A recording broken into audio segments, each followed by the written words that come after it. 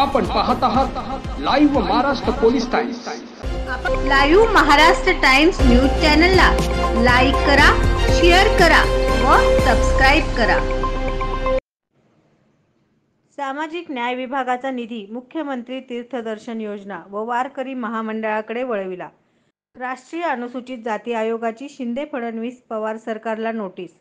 राज्यातील एकनाथ शिंदे, देवेंद्र फडणवीस व अजित पवार सरकारने अनुसूचित जातीसाठी असलेला निधी मुख्यमंत्री तीर्थदर्शन योजना व वारकरी महामंडळाकडे वळविला आहे। याबाबतचा जी.आर. 14 जुलै 2024 रोजी सरकारने काढला। या जी.आर.मुळे आंबेडकरी समाजात संतापाची तीव्र लाट उसळली आहे। अनुसूचित जातीचा व वारकरी मंडळाचा काय संबंध? अनुसूचित जातीचा निधी अनुसूचित जातीवरच खर्च व्हायला पाहिजे, तो इतरत्र वळविणे म्हणजे अनुसूचित जातीवर घोर अन्याय आहे, असे म्हणत राष्ट्रीय अनुसूचित जाती आयोगाने याची दखल घेऊन योग्य ती कारवाई करावी, अशी मागणी नॅशनल दलित मूव्हमेंट फॉर जस्टिसचे राज्य सचिव वैभव गीते यांनी राष्ट्रीय अनुसूचित जाती आयोगाकडे केली होती। या मागणीची गंभीर दखल राष्ट्रीय अनुसूचित जाती आयोगाने घेतली असून आयोगाने राज्याचे मुख्य सचिव यांच्या माध्यमातून राज्य सरकारला नोटीस पाठवली आहे। 15 दिवसांच्या आत आपले उत्तर सादर करा, असे निर्देश आयोगाने राज्य सरकारला दिले आहेत।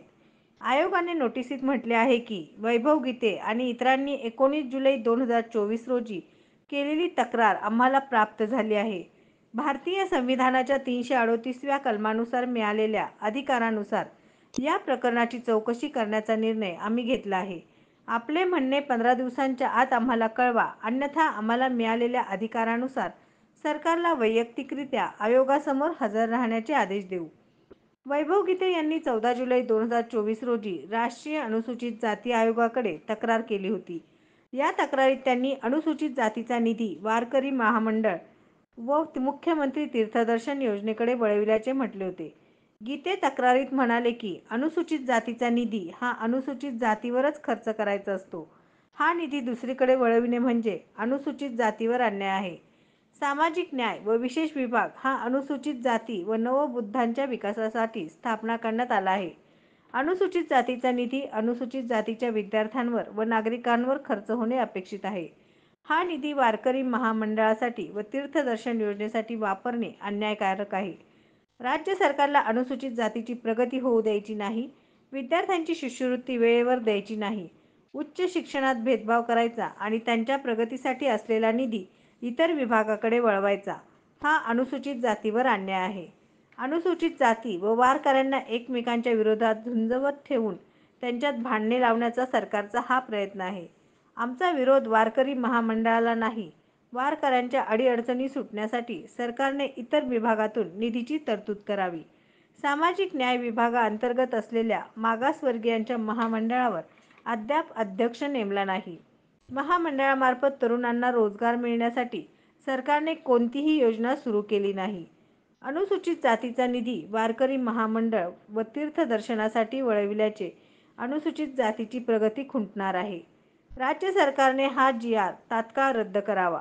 वारकरी महामंडळ व तीर्थयात्रेचा सामाजिक न्याय विभागाशी दूरान्वये देखील संबंध नाही। अन्य प्रवेश देणे चालू आहे। Abhinav college of medical research education and engineering management Solapur या कॉलेजमध्ये विविध कोर्सेसना प्रवेश देणे चालू आहे। महालक्ष्मीनगर शासकीय ITI कॉलेजच्या पाठीमागे विजापूर रोड सोलापूर।